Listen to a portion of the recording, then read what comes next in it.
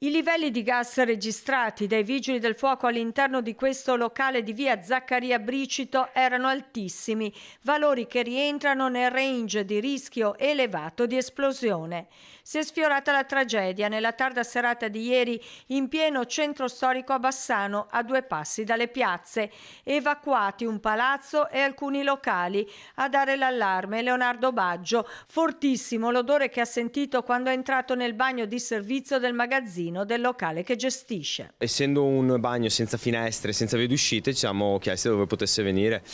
Ci siamo spostati all'esterno, siamo andati a vedere il locale che sta per aprire di fianco a noi e ci siamo reso conto che l'odore proveniva dall'interno di questo locale. Abbiamo chiamato i pompieri che tempestivamente sono arrivati nel giro di qualche minuto e hanno messo la zona in sicurezza. Sarebbe bastata una scintilla per poter far saltare in aria tutto quanto. E l'interno del nostro bagno era proprio un livello da giramento di testa, posso assicurarglielo.